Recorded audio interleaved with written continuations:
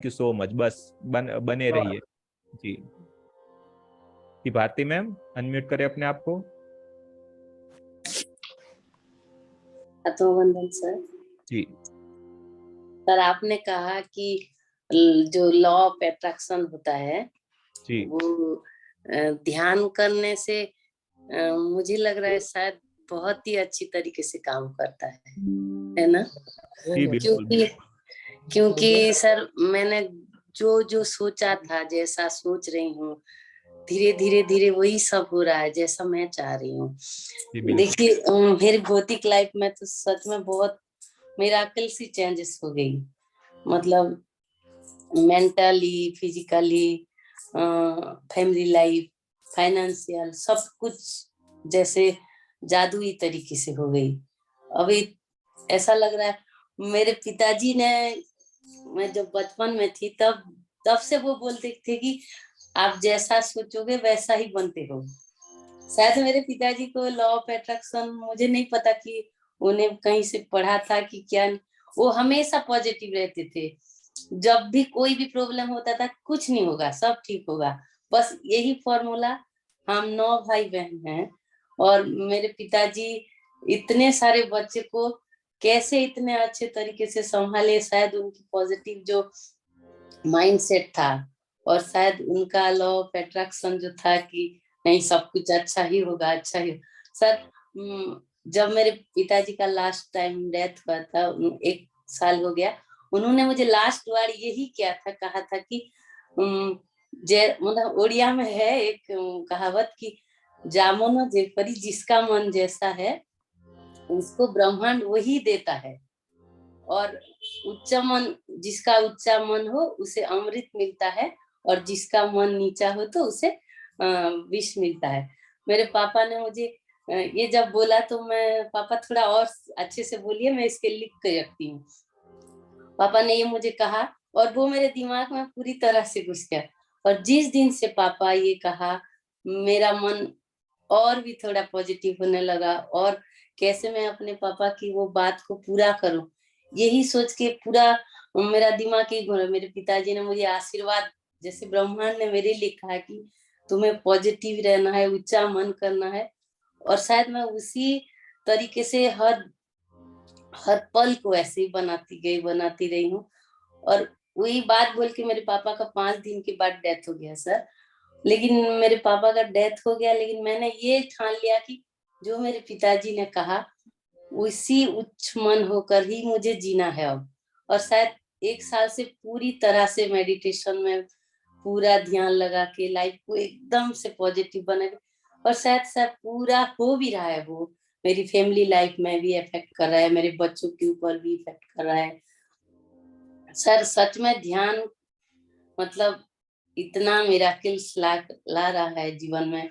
मैं चाहती हूँ इसीलिए सभी ध्यानी बने, सबको ये पॉजिटिव भावना हमेशा आए, और सबका जीवन ऐसे ही श्रेष्ठ बन जाए, और हमारा भारत पूरा स्वर्णिम भारत बन जाए, यही चाहती हूँ बस।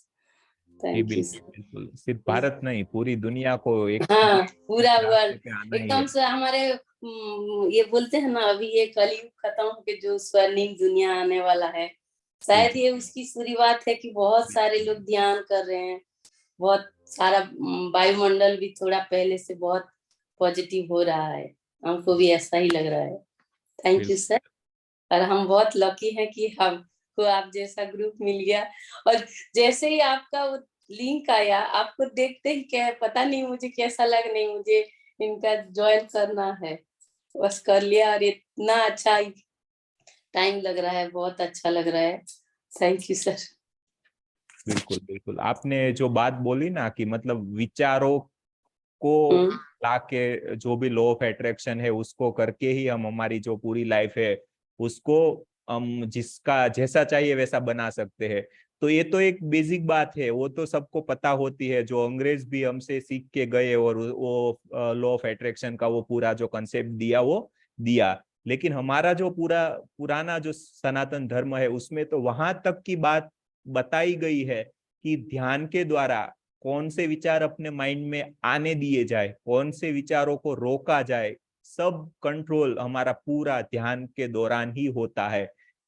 माने कि आपको कुछ जो भी चीजें चाहिए उसके बारे में सोच सोच के वो तो आप ले आते हैं अपनी लाइफ में, लेकिन उसके साथ साथ कुछ ऐसे ऐसे विचार भी आ जाते हैं जो आपको अनचाही चीजें भी आपकी लाइफ की ओर अट्रैक्ट करते हैं। इसीलिए हमें हमारी जो लाइफ में कुछ दुख दर्द होते हैं वो हमारे ही विचारों के दौरान, हमारी ही ऊर्जा के दौरान अट्रैक्ट होके हमारी लाइफ में आते हैं। लेकिन जब हम ध्यान में आगे बढ़ते हैं, जैसे हम हमारे माइंड को समझने का प्रयास करते हैं, हमारे विचारों को समझने का प्रयास करते हैं, हमारी ऊर्जा को समझने का प्रयास करते हैं, तब ये सारी बातें धीरे धीरे रियलाइज होती है।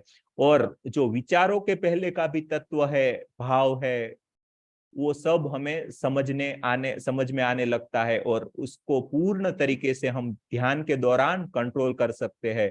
क्योंकि ध्यान एक ऐसी चीज है जो विचारों को रोक सकती है। हमारा ध्यान अगर हम हमारे श्वासों पे लगा देते हैं तो तुरंत ही विचारों को जो है एक अट्रैक्शन मिलना कम हो जाता है और वो धीरे धीरे विचार भी कम हो जाते हैं।